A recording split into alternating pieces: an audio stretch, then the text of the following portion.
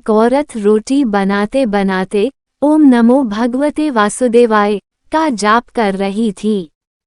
अलग से पूजा का समय कहाँ निकाल पाती थी बेचारी।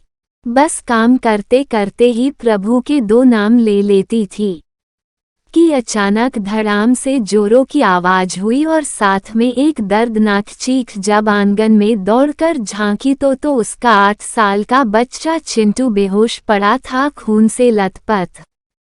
दोपहर का वक्त था, घर पर उसके अलावा और कोई नहीं था। वो दौड़ती हुई चिंटू के पास पहुंची। उसे कुछ समझ नहीं आ रहा था कि वो क्या करें।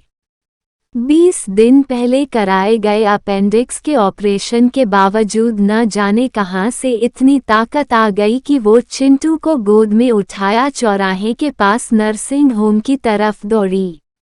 रास्ते में जी भर भगवान को कोसती रही, बड़बड़ाती रही, हे कन्हैया, क्या बिगाड़ा था मैंने तुम्हारा, जो मेरे बच्चे के साथ ऐसा किया।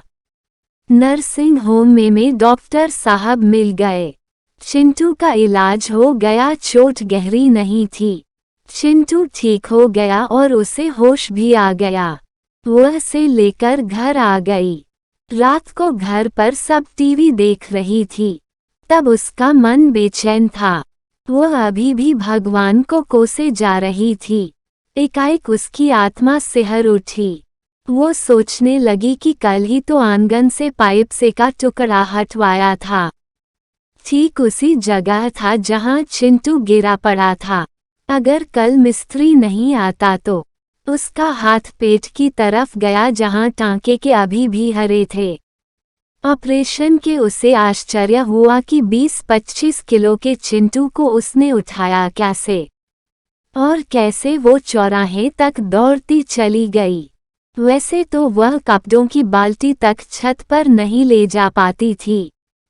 फिर उसे ख्याल आया कि डॉक्टर साहब तो रोज 1 बजे चले जाते हैं, तो आज 2 बजे तक वहां कैसे थे। उसके जाते ही तुरंत इलाज हो गया, मानो किसी ने उन्हें रोक रखा था। अब वो सारा खेल समझ चुकी थी। उसका सर प्रभु के चरण में श्रद्धा से झुक गया। मन ही मन प्रभु से अपने शब्दों के लिए माफी मांगी। तभी हुई ध्यान आया तो प्रवचन चल रहा था। प्रभु कहते हैं, मैं तुम्हारे आने वाले संकट को रोक नहीं सकता, लेकिन तुम्हें इतनी शक्ति दे सकता हूँ कि तुम आसानी से उसे पार कर सको।